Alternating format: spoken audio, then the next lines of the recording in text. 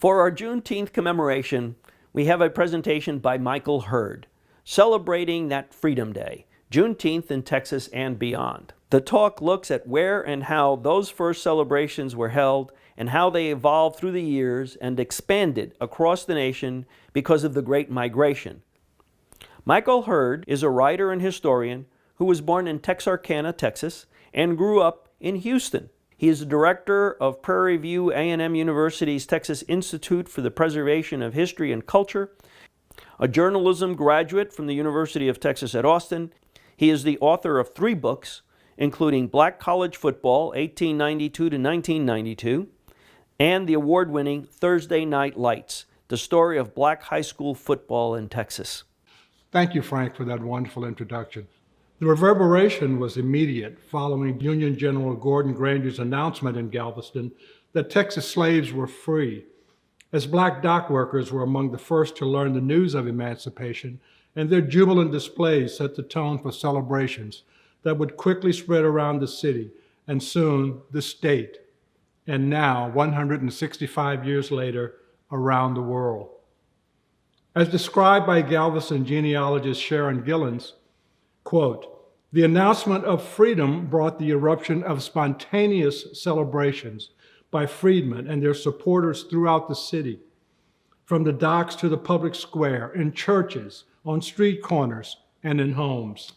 There had been rumblings in Galveston that Granger was en route to Texas, and even some of the enslaved suspected what his presence would mean.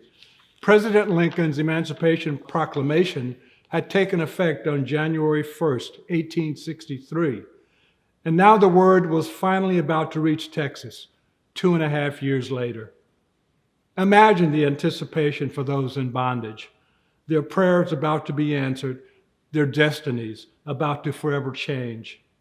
Just like that, a trail of almost 2.5 centuries of unspeakable human misery from the distant shores of Africa to the sweaty, bloody despair of Texas soil came to a close, and even the most unsure and frightened of the new freedmen had to stop and measure a history that stopped here and reflect on the thousands of ancestors whose forced journey did not include living to see Emancipation Day.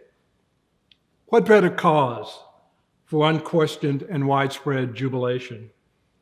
One descendant recalled, quote, "My daddy told me that they whooped and hollered and bored holes in trees with augers and stopped it up with gunpowder and light, and that would be their blast for the celebration." It would take Granger's men several months to spread and enforce the proclamation throughout East Texas, from plantation to plantation. Despite that, some slaves reported not being freed for several more years. Yet, observing the day continued beginning in 1866 on the first anniversary of the announcement. Freedmen and their families gathered in rural communities and burgeoning freedom colonies, rejoicing with parades, dances, church services, community feasts, and tears. In the early days, celebrations included prayer services, reading the Emancipation Proclamation, stories from former slaves, a wide array of foods, red soda water, games, rodeos, and dances. However, dress was also an important element in early Juneteenth customs and is often still taken seriously, particularly by the direct descendants who can make the connection to this tradition's roots. During slavery, there were laws on the books in many areas that prohibited or limited the dressing of the enslaved. During the initial days of the Emancipation celebrations, there are accounts of former slaves tossing their ragged garments into the creeks and rivers and adorning themselves with clothing taken from the plantations belonging to their former masters. However, many of the first celebrations also centered on Black legislators and community leaders addressing crowds and speaking about civil rights and voting rights. Matthew Gaines, one of the first Black Texas legislators, was known for his long speeches, talking for hours on end and reminding the crowds that, in God's eyes, Blacks are as good as whites. They should have pride and hold their heads up, even in troubled times. However, one such speech he gave in Giddings, Texas, led to his arrest.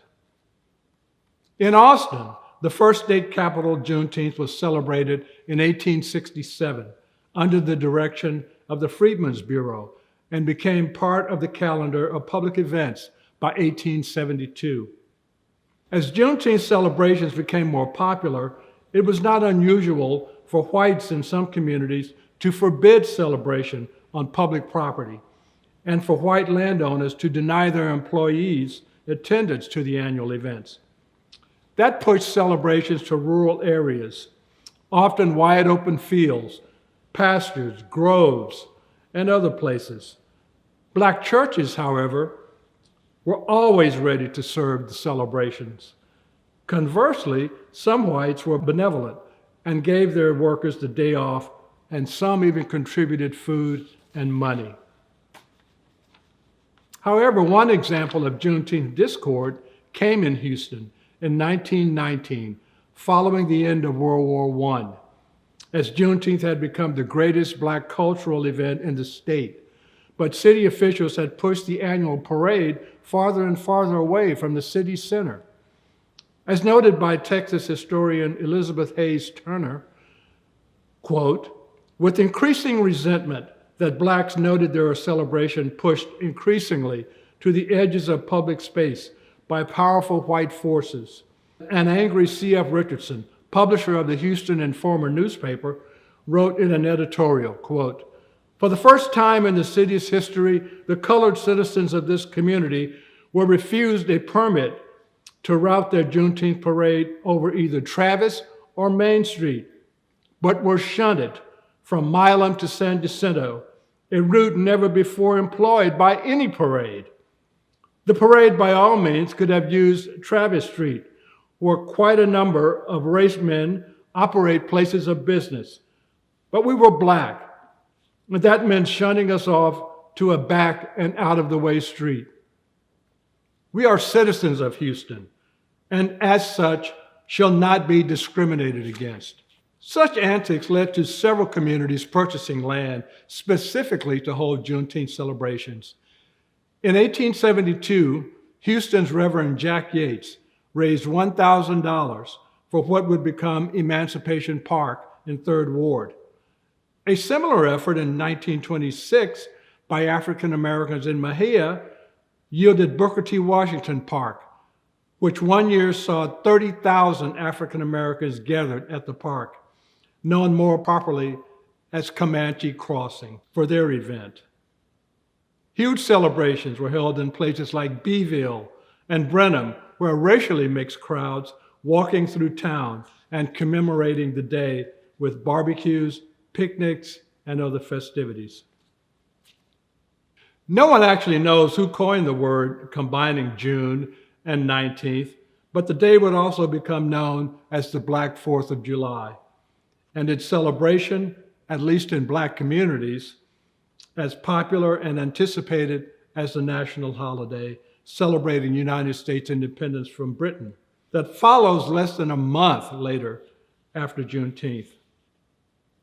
So while many of the holiday's festivities are similar, their respective grounds for celebration could not be more disparate, their recognitions more controversial. Orally Grant, who was born in 1928 and raised in Houston, recalled to Turner that, we had plenty food. We made homemade ice cream. My grandfather raised just about every vegetable that was known to us during the time. Carrots, peas, green beans, black-eyed peas, cantaloupes, watermelon, pumpkin, and my grandmother would cook about 5 different kinds of cakes and sweet potato pies, because we would have cousins and nieces and nephews. It'd just be plenty of people. Everyone was welcome, because everyone that could afford it would have what we had. But there were more people who couldn't afford it. They would come by, and we had plenty for them also. The celebration of June 19th as Emancipation Day spread from Texas to neighboring states, Louisiana, Arkansas, Oklahoma. It also appeared in Alabama, Florida, and as African American Texans took part in the Great Migration, the celebration spread north to the Midwest and far west to California.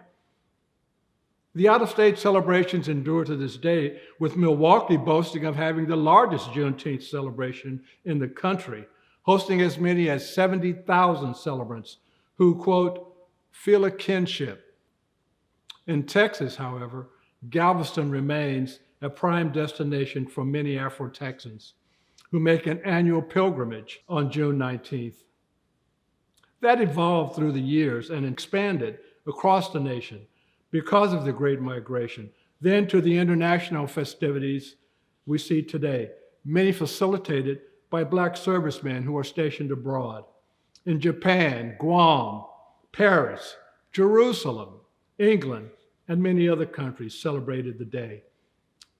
With a group in Jerusalem reporting, quote, we're having a party here in Abu Tor, which is the only mixed Arab and Jewish neighborhood in the city, celebrating the concept of freedom and what it means to us all. This year's Galveston events will include the official dedication of a new mural in the Strand District entitled Absolute Equality, highlighting the people and events surrounding June 19, 1865. General Granger, the U.S. colored troops who were present with him, Lincoln holding the Emancipation Proclamation, and other pertinent images are included in the mural. However, the day has evolved to include serious reflections on the plight of Black communities, politically and socially, assessing African American progress across the board, and organizing for the future. Some Houston celebrations in 2020 included calls for social justice because of the death of George Floyd. But there are programs that also include panel discussions featuring historians, speeches from politicians and community leaders, and a dedicated emphasis on Black history, and passing along to Black youth the importance of knowledge and appreciation of their heritage and culture. The celebrations have also increasingly become more diverse, with some celebrations giving attention to other ethnicities, their histories, and their cultures. Juneteenth celebrations declined during World War II, but returned in 1950 at the Texas State Fairgrounds in Dallas, but declined again during the Civil Rights Movement interest during the late 1950s and 60s, as attention focused on expansion of freedom for African Americans. But the 1970s, again, saw another Juneteenth revival. Celebrations returned in Austin, for example, in 1976 after a 25-year hiatus.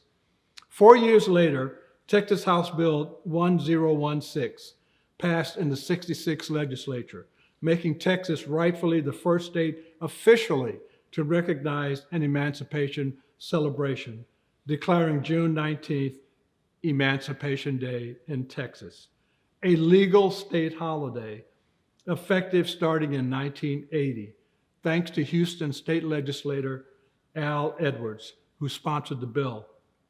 Mr. Edwards is acknowledged as Mr. Juneteenth. At one point, Representative Edwards said, every year we must remind successive generations that this event triggered a series of events that one by one defines the challenges and responsibilities of successive generations. That's why we need this holiday. Now, though not a federal holiday, 47 states and the District of Columbia recognize Juneteenth, a ceremonial holiday. The only 3 states that do not recognize the holiday are North Dakota, South Dakota, and Hawaii. However, various entities have initiated movements to make Juneteenth a national holiday. Thank you.